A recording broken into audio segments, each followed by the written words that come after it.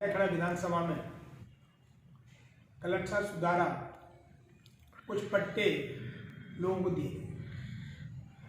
मैं इस नेक काम के लिए राजस्थान राज्य की सरकार को और धौलपुर प्रशासन को हार्दिक आभार करता हूं कि ऐसा मुद्दा जो 50 साल से राजाखेड़ा में था उस पर उन्होंने गौर फरमाया और उन सब का, चाहे वो वहाँ के विधायक हों, चाहे प्रतिपक्ष के लोग हों, या मेरी भारतीय जनता की टीम हो, उन्होंने इस मुद्दे को सामूहिक रूप से उठाया था और एक समस्या का समाधान। 18 से पहले की स्थिति तो प्रद्युम्न सिंह जी जवाब दें। ऐसा था जब पिछली बार 19 में और 20 में बाढ़ आई तो हम लोगों ने, सभी लोगों ने वहाँ का दौरा किया था और ये महसूस किया कि चंबल का पानी जो भर जाता था तो जो गांव चंबल के तट से लगे थे उनमें पानी भर जाता था और इवन मगरमच्छ आ जाते थे। ये मुद्दा सामूहिक रूप से हम सब ने उठाया था। सन 19 में वसुंधरा जी ने भी दौरा किया था और पिछले साल सभी लोगों ने दौरा किया था और धौलपुर के प्रभारी मंत्री भजन लाल जी आए। राजाखेड़ा में एक जब भजन लाल जी से हम लोगों ने भी मुलाकात की थी, हम लोगों ने सड़क पर मुलाकात की थी और ऊपर जो मंच सजा हुआ था और प्रशासन और कुछ कांग्रेस के नेता बैठे।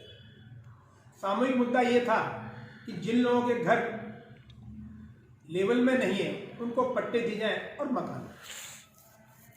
उसका सरकार ने गौर फरमाया और वहाँ के विधायक ने भी इसकी अगुवाई की, क्योंकि विधायक को ही अधिकार है कि विधानसभा में एक मुद्दे को उठाना।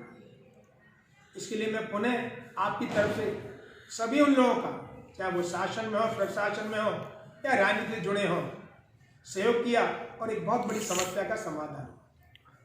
मैं कलेक्टर साहब का मीडिया के माध्यम से ध्यान दिलाना चाहूँ कि सर, कुछ लोग इस सुविधा से वंचित हो। आपको गौर फरमाना चाहिए कि जो टीम निरीक्षण करने गई थी, क्या उनसे मानवीय दृष्टिकोण से कोई गलती हुई है तो उस पर गौर फरमाया जाए। और किसी दबाव में किसी बदनीयती से लोगों को छोड़ा गया तो उनके खिलाफ इंक्वायरी होनी चाहिए कि पात में धमाक क्यों। वो सब लोग जो सुविधा से वंचित हुए और जो इस परेशानी से जूझ रहे हैं, उन्हें आपको पुनः गौर फरमाना चाहिए और पट्टे दिलाए, ताकि वहाँ न्याय के हिसाब से एक मत होकर समस्या का निवारण हो। तभी सही मायने में, क्योंकि कई सालों से बाढ़ आ रही, कोई पहली बार नहीं आ रही, तो इस समस्या का अगर समाधान कर दें उसके लिए बहुत बहुत धन्यवाद देंगे। अब दूसरा मुद्दा, रोहित वोरा जो राजाखेड़ा के विधायक हैं, उन्होंने अपनी भाषणों में कहा कि भारतीय जनता पार्टी के लोगों पर कुछ बोलने का नहीं है। मैं प्रेस के माध्यम से कहना चाहता हूं, भाई प्रतिपक्ष क्या कर सकता है? वो एक दोया है ना कि निंदक नेरे राखिए आंगन कुटी छुड़ाए। प्रतिपक्ष का धर्म भी है, दायित्व भी है कि जब कोई भी शासन से, प्रशासन से, सरकार से कोई भी कमी होगी तो आपको सचेत करेगा।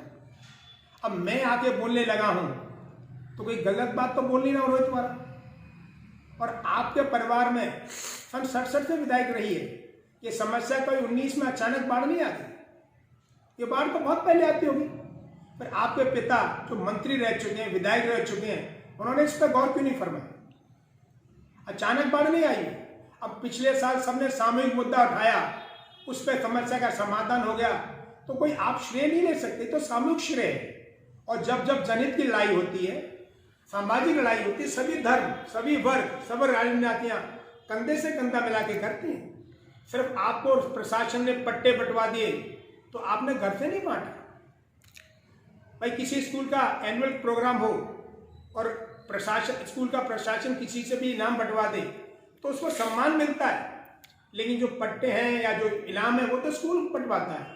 तो ये राजस्थान सरकार ने दिया है, उसका हमारा आपका सामूहिक नेतृत्व है। रही बात आपको श्रेय लेने की, तो मैं तो आपको धन्यवाद दे रहा हूं कि आपकी अगुवाई में ऐसा हुआ। लेकिन आपका और मेरा जो सामाजिक रिश्ता है, तो आपके पिता गुनहगार हैं। 60 साल से राजाखेड़ा के विधायक प्रद्युम्न सिंह जी रहे हैं। ये समस्या अचानक उठी हुई है, उनके चेहरे पे कालक है, कलंक है कि वहाँ की जनता परेशान रही और किसी ने गौर नहीं फरमाया। और मेरे भी पिता ही धौलपुर में बड़े कद के लीडर रहे, उन्होंने भी कभी गौर नहीं फरमाया, तो डायरेक्टली इनडायरेक्टली हमारी भी कमजोरी मानी गई है।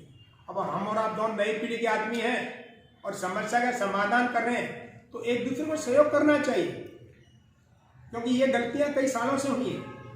आप अगर किसी समस्या के लिए सुधार रहे हैं और मैं मीडिया के माध्यम से, प्रेस के माध्यम से आपका प्रशासन का, शासन का कर रहा हूं, तो कोई गलत काम नहीं कर रहा। जिस पार्टी में आप हैं, कांग्रेस में, उसमें सम्मानीय लीडर राहुल गांधी जी, प्रियंका जी, वो भी मीडिया के माध्यम से ही तो बीजेपी की सरकार को कहते हैं कि ऐसा होना चाहिए। वो भी नरेंद्र मोदी पर आरोप लगाते हैं, नरेंद्र मोदी भी पर आरोप लगाते हैं। तो मैं आपके चरित्र पर आरोप नहीं लगा रहा हूँ, आपकी कार्यशैली पर आरोप लगा रहा हूँ। और मैं राजा खड़ा की जनता का धन्यवाद देता हूँ कि रोहित वोरा जी, मेरे प्रेस के माध्यम से जागरूकता आ गई। जिन लोगों की गर्दनें झुकती थी, उन्होंने गर्दनें उठानी सीख ली, और आपकी गर्दन जो अहंकार से ऊपर थी, वो गर्दन सामने आ गई। लोगों से आपने सामाजिक रिश्ता कायम करने की कोशिश की है, और 300 किलोमीटर जयपुर से दौड़ दौड़ के आप राजा खड़ा के लोगों के बीच में जाना चाह रहे हैं। इसी ध्येय से, इसी भावना से मैं संघर्ष कर रहा हूं। राजा खड़ा का विधायक कौन बनेगा, न तो आप तय करेंगे न मैं तय करूंगा। ये निर्णय तो राजा खड़ा की जनता लेगी कि किसको विधायक बनाना कि नहीं बनाना। लेकिन आपको मैंने दौड़ना सिखा दिया। जिन लोगों को आप आदमी नहीं कहते, उनको आदमी कहना सीख दिया। 80 साल के आदमी को जब आप नाम लेके तू तड़ा करते थे, उसको मैंने आपसे आप कहना सिखा दिया। और बधाई है राजा खड़ा की जनता, जिसने आपको आपका आईना दिखा दिया। और मैं राजा खड़ा की जनता से कहना चाहता हूं, दोस्तों, इसी दिशा में हम और आप कंधे से कंधा मिला के चलेंगे, तब सामाजिक न्याय मिलेगा आपको। मंदिरों में हाथ जोड़े जाते हैं, मस्जिदों में हाथ फैलाए जाते हैं। मंदिरों में हाथ जोड़े जाते हैं, मस्जिदों में हाथ फैलाए जाते हैं। दोस्तों, दोस्ती का एक ऐसा रिश्ता है, न हाथ जोड़े जाएं न हाथ फैलाए जाएं, सिर्फ हाथ मिलाए जाते हैं। रोहित वोरा, जो अहंकार आपके परिवार में था, जो बदसलूकी, बेईमानी आप लोगों के साथ करते थे, वो आपका कम हो गया। आप राजा खड़ा की जनता में दौड़ रहे हैं, लोगों से मिल रहे हैं। यही तो मैं चाहता हूं, वरना कोठियों से नहीं निकलते थे आप। और इसमें बधाई का पात्र मैं हूं कि आपको बड़े भाई के नाते से टाइम टू टाइम जागरूक करता हूं और आपको अपने दायित्व का, फर्ज का एहसास कराता हूं। हम और आप दोनों को मिलकर राजनीतिक लड़ाई अलग है, पहले भी, और मैं पुनः दोहराता हूं, राजा खड़ा के विकास के लिए कोई मुद्दा हो, चाहे सामाजिक हो चाहे राजनीतिक हो, मैं आपका नेतृत्व स्वीकार करूंगा, सिर्फ कांग्रेस के झंडे को स्वीकार नहीं करूंगा। तो आप इस अहंकार को खत्म कर दो और इस आरोप को खत्म कर दो कि मेरी भावना आपके खिलाफ है। मैं तो जनता का वकील, जनता का डॉक्टर बनके आपको टाइम टू टाइम सचेत कराता हूं। और वो सामाजिक न्याय, वो आर्थिक न्याय और वो व्यवस्था सुधार रहा हूं। तो 50 साल आपके पिताजी ने एक पाप किया, एक कलंक लगाया अपने सर पे, और आप अच्छे पुत्र हो तो अपने पिता के कलंक को धो रहे हो और राजा खड़ा की जनता को बहुत कुछ दिला रहे हो। इस सब के लिए पुनः